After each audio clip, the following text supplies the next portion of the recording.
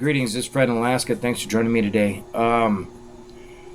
Let's see. There's an ebook available. I will attempt to put the link in the description. Forgive me if I don't get it up immediately. Dave, the tech guy, is going to be posting a link at the website. Let's see. Subarctic Alaska Sasquatch Tales of the Hairy Man is available now.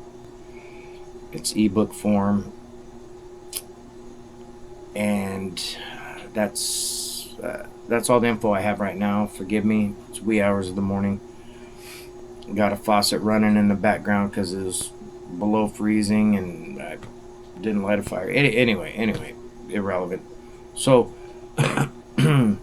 what I wanted to share with you today is I've been dealing with a lot of background stuff in regards to the channel. I'm getting multiple reports of people being in very familiar areas. Vincent Wasley, I had a chat with him the other day from Nuna, and he was up on the Kuskokwim River just searching out for punk, which is a fungus that grows on birch, right? And so he was up there collecting in a very familiar area, and he kept getting lost just trying to walk back to the river. He kept doing half circles and like trying to figure out why he couldn't make it back, and he kept checking his app, the X Hunt app, to see where he was going wrong, and he would course correct and continue, and all of a sudden he's going in another circle.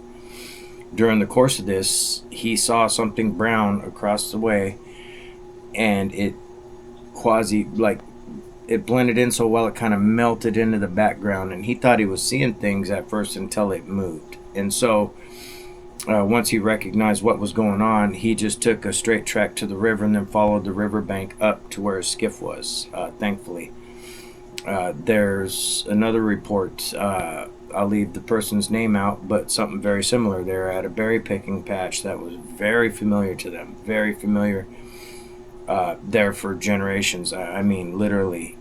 And this person walks into this open meadow area with tundra and started picking berries, and 30 minutes in looked around and was totally lost, even though this person just walked in, knelt down and was picking, not very far in, didn't go around off anywhere else, in their familiar area, and stood up and was in essence lost for a few minutes trying to figure out, right? This person also seen a figure off in the distance looking at them. And, of course, playing devil's advocate, I asked, well, how do you know it was someone looking at you or something looking at you? And they professed that it moved. It started moving from directly in front of them off to their left and then went up into a thicker brush going up the side of a mountain. Also, the third account comes from the YK Delta area.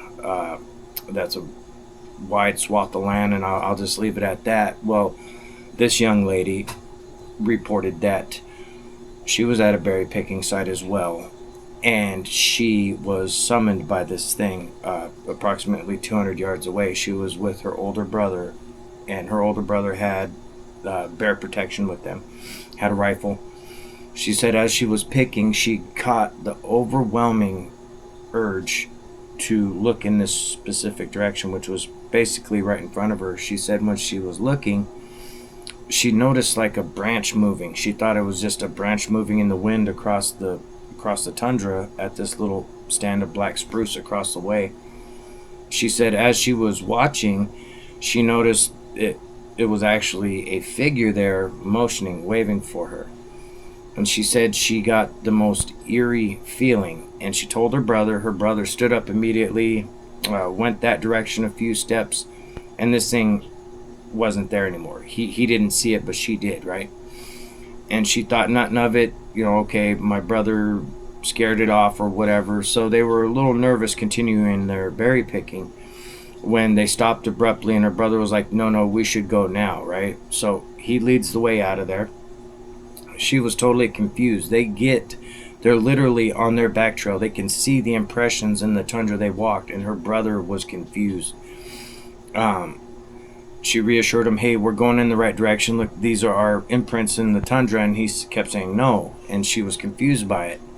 So when she turned around, she was looking back in that direction and she saw the figure again when she turned around. She shook her brother, got his attention again, and then they were both standing there because as she was getting his attention, she realized she wasn't quite sure they were on the right trail either. Now remember, they just came into this little meadow to pick berries and stuff. They know the area for a very long time. Not their first time being there. They are literally there all the time, even when the berries aren't there. They're out there doing other stuff, right? And she immediately got concerned. She said it took about 15 minutes before everything came back. And as she kept looking back to where this thing was, it wasn't until that figure wasn't there anymore that they were able to gather their senses. And I asked, well, why didn't you, make more of a bigger deal that this thing was over there? Because a lot of people freaks them out, like, holy shit, Her response was, I felt like I wasn't under threat, right? And I was like, okay, that's fair, because it's not the first time I've heard of younger women feeling a sense of peace, a sense of it's okay with these things around, right? She also stated that it was about 2 minutes after she was feeling that sense of peace that her brother was overcome with dread. And she said when that happened, he told her to start running, right? Now, I know it sounds crazy because it's a little chaotic. This thing is sitting there, like, whether it's projecting or I don't know. It's not the first time I heard of this trance-like state, though. Creepy, very creepy. So her brother was like, we gotta run. You run now. Stay right behind me. If you don't stay behind me, I'm gonna make you run in front of me. And he said, squash it. You're running in front of me. Let's go. He points in a direction and says, run. They start running. Now, as he's dealing with this overwhelming fear, he keeps yelling out to her, saying, don't stop running, because he's stopping every once in a while, turning around. And he did it about 3 or 4 times that she can recollect, because it was kind of chaotic, And the 3rd or the 4th time, he shot his rifle. And he said, keep running, it's trying to chase us, right? She's not seeing what he's seeing, right? But she does know it was over there, and it was waving at her earlier. And so as they're making their way out of this very zigzaggy switchback back and forth, you got to go up some, downhill some, pass through a few meadows. They got a ways to go. And she said after he shot, like the 2nd time, he yelled at her to stop there, because she was bolting. She was outpacing him by miles because he was more focused on what was behind him.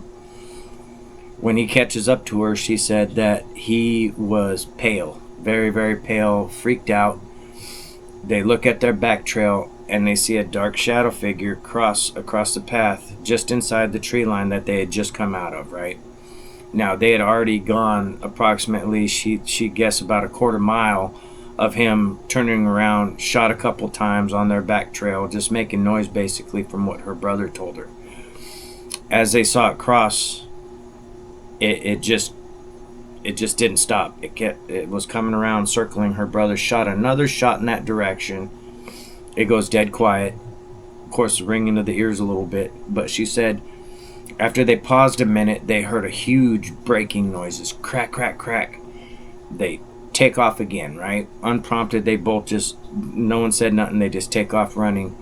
She said when they got about another 1/4 mile-ish, they were close to where they were going to break out on this trail that was at the end of a gravel cul-de-sac near their village. When they get up and out of there, just before they were up and out of there, this thing again broke something, caught their attention, they stopped. And she said as they looked back, they were looking back trail, and they heard this growling grumble that was so low you could barely hear it but they felt it, right? This growl, and her brother shoots another shot into the air in that direction, and they turned around and got out of there. Now, just be aware, if you're going out to these places and all of a sudden you're feeling like you're lost, another reason why you should never go alone. Do your best to bring whatever you need to make sure you don't get lost. Compass, GPS, phone. I mean, a lot of these phones nowadays have technology, as long as you got cell service, of course, but there's apps you can download and whatnot to help you find your way around a little better. Now, again, some places you're not going to have the availability, but whatever you do, try not to go alone, man. Things are a little crazy. Also, there's been multiple road crossings. There was one spotted near Eureka, which we weren't too far from at Gunsight Mountain earlier this season. It was a road crossing. They said it looked very, very, like almost pitch black in color. It was just at dusk. This was approximately 4 days ago, so just the end of September this was reported. The thing crossed road heading from the east side of the road across to the west side. Now, as in, when who knows, that road kind of runs northeast-ish, something like that. And it went from the east side to the west side of the road. Ducked down in some brush. When these people slowed down, it took off, and they couldn't keep track of it. It was just moving so fast and ducking around. Road crossing down near the turnoff for Kenai, which is by Summit Lake, which is on the way to Seward. There's kind of like a big, you get the turnoff to go to the right, going down to Kenai, Soldotna area, which runs along Summit Lake there, and then you continue, you pass Summit Lake, and then you go by Bertha Creek down into Seward, right in that area. Road crossing there. They didn't know the area. They just said it crossed the road towards the Kenai side, so I'm guessing it went from what would in essence be the east side of the road to the west side of the road. I think that's near a trailhead. I'd have to look it up. There's been a lot in the background. A lot. So what I wanted to share with you on top of those sightings and just some warnings, there is something strange, according to what's been shared, happening in the Wood-Tikchik area. So that's basically from Aleknagik on up to the Nuyakuk River. That's Bristol Bay area. Now, there's been several reports recently from Snake Lake, Aleknagik area, multiple sightings from the same family. Now, moving on up towards Lake Nurka, this person who hired on to be, he had a six-pack license through the Coast Guard to be a captain on a small vessel or whatever, right? So he was working for an outfit. He was in the middle of transporting goods and not clients to this particular lodge he works at. He said he was going, just skipping along, heading back up to this particular place where he works, and he saw a man, or what he thought was a man, in a ghillie suit on the beach, and thought it was a lost hunter. Now, this is going back 3 weeks. He assumed lost hunter, so he immediately slows down, cuts in, goes towards shores. He's waving, hey, you okay, you lost? He's saying all this stuff. This, what he perceived as a person, stands there, looks at him until he gets, he said, about 100 feet from shore. As he's, slowing down to make sure he doesn't hit rocks and bottom out, he's yelling and getting a closer look. He said this thing was massive.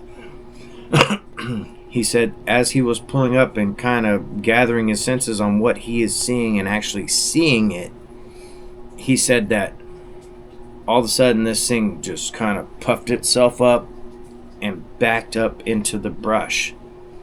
And I was like, backed up into it? He said, yeah, it was, if it wasn't so terrifying, it would have almost been comical how this thing postured up, like blew itself up, and backed off into the brush, and then kind of sidestepped a couple times, and then out of view and was gone.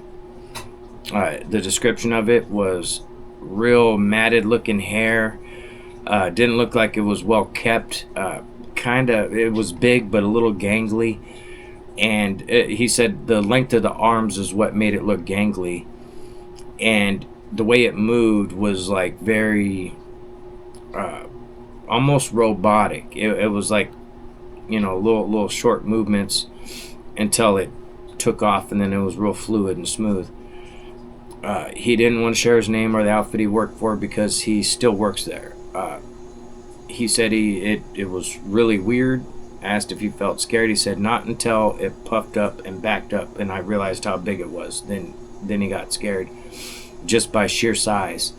He said there was nothing initially ominous about it. It just went on its way after a brief, looking at each other. He said he couldn't make out the face all that much. The way the lighting was it was quasi-silhouetted. He could make out it had a nose like ours, but it was flatter to the face. He couldn't really make out the skin color because of the shading and the quasi-silhouetted. And he said it was big. It was massive.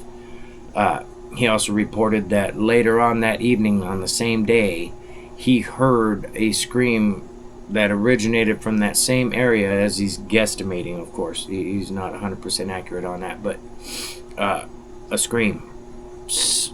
Air raid siren up to high pitched. Just be aware. There's a bunch of other little things that have popped up as well. I'll get into more of those moving forward. We're compiling a bunch of basically video evidence from Miss Carol's place down at Kinney Lake. I will be doing an update soon on that. Man, I banged my lip with a stupid flashlight the other morning, and it bothering the crap out of me, because anytime I smile, eat, open my mouth wide, it splits it again. So it's like one of those. Anyway, thanks for joining me, and we'll catch you guys on the